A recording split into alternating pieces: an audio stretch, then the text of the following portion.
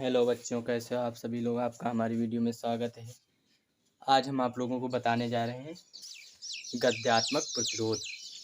गद्यात्मक प्रतिरोध कहते हैं किसे, पहले इसे समझ लीजिए। किसी चालक तार के सिरों के मध्य लगाए गए विभवांतर में यदि कोई परिवर्तन किया जाता है, धारा में भी परिवर्तन हो जाता है। मतलब किसी चालक तार में लगाया गया जो विभवांतर होता है, उसमें यदि हम परिवर्तन करते हैं तो धारा में भी परिवर्तन हो जाता है। तो ये जो विभवांतर परिवर्तन है और धारा में परिवर्तन है, इसी के अनुपात को हम गद्यात्मक प्रतिरोध कहते हैं। इसे प्रदर्शित आरडी से करते हैं। अब यहाँ पर देखिए, पहले हेडिंग लगाते हैं गद्यात्मक प्रतिरोध, फिर से आप लोगों को समझाते हैं।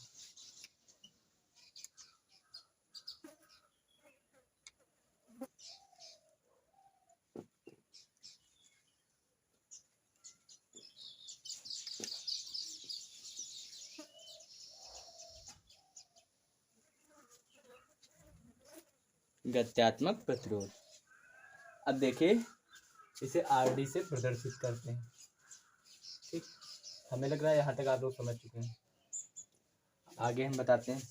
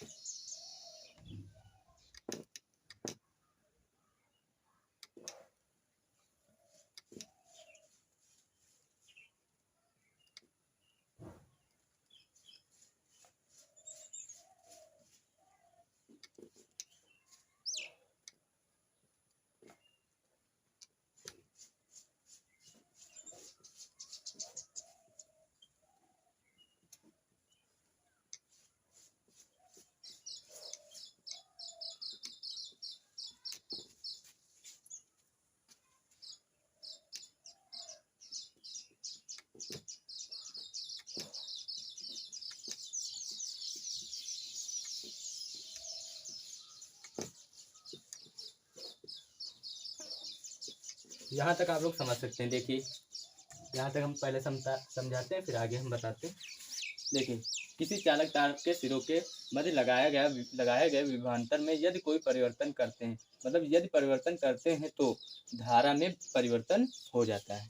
यहाँ तक आप लोग समझ सकते हैं। एक बार फिर से देखिए, किसी चालक तार के सिरों के मध्य लगाए गए विभवांतर में यदि परिवर्तन करते हैं तो धारा में परिवर्तन हो जाता है। अब आगे देखिए,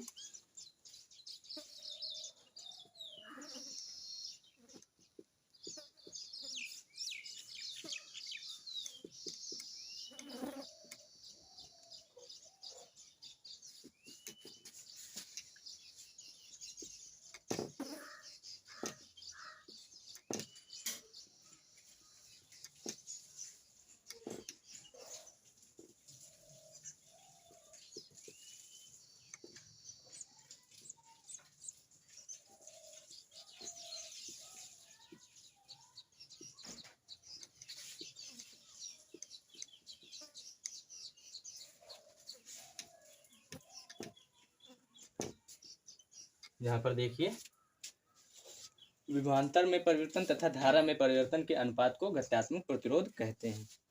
फिर से एक बार देख लीजिए आप लोग। किसी चालक तार के सिरों के मध्य लगाए गए विभवांतर में यदि परिवर्तन करते हैं तो धारा में परिवर्तन हो जाता है।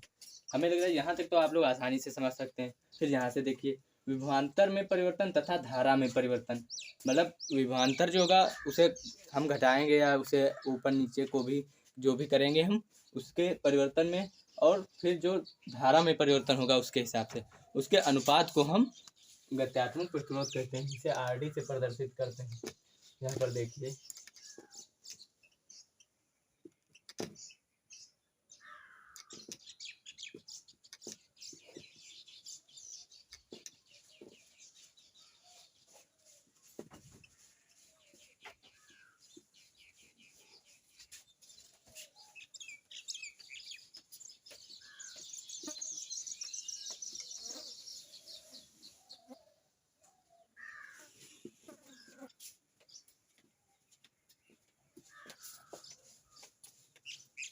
यहाँ पर देखिए गद्यात्मक प्रतिरोध इज इक्वल टू विभवांतर में परिवर्तन अपन धारा में परिवर्तन। अब यहाँ पर आगे देखिए R D is equal to delta V बटे डेल्टा आई।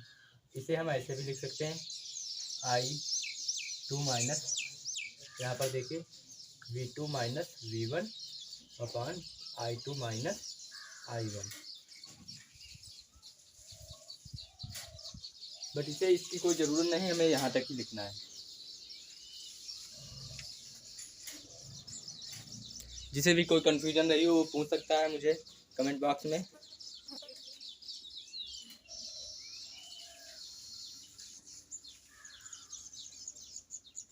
अब देखिए अगली हेडिंग लगाते हैं किलोवाट घंटा।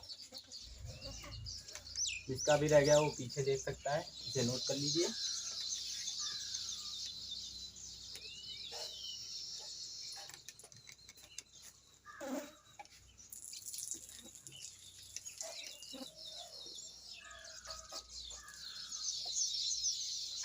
पहले हेडिंग लगाइए किलोवाट घंटा।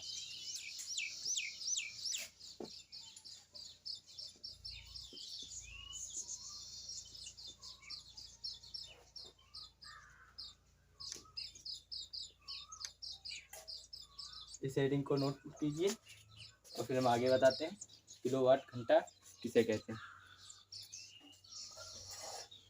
ये किलोवाट घंटा वह विद्युत ऊर्जा को मापने का एक मात्रक है जो एसआई मात्रक है किलोवाट घंटा।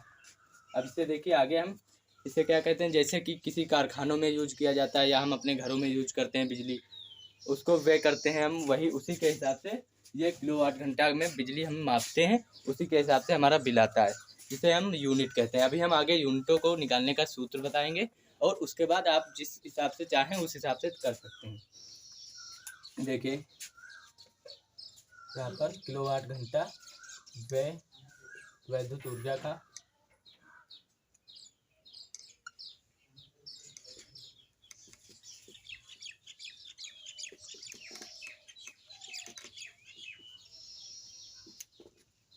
देखिए ये वह विद्युत ऊर्जा मापने का एसआई मात्रक है। देखिए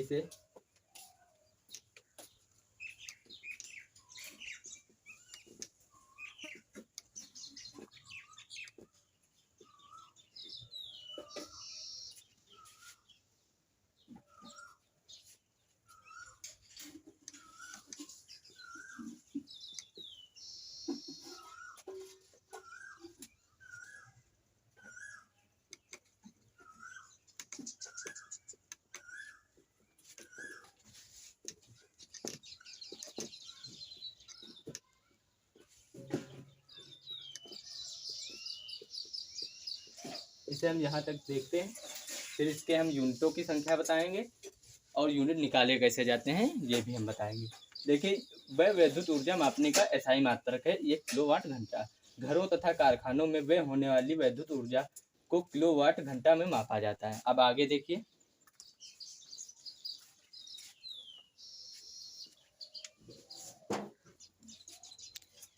चलिए हम आगे देखते हैं। यदि 1000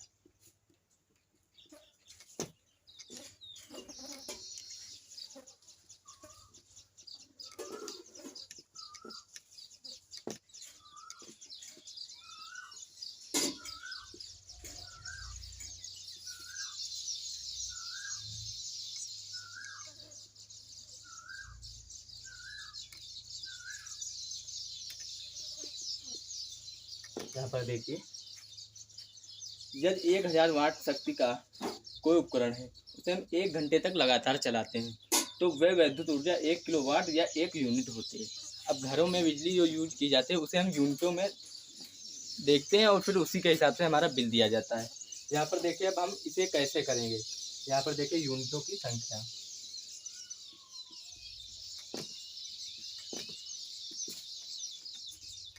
यूनिटों की संख्या इज इक्वल टू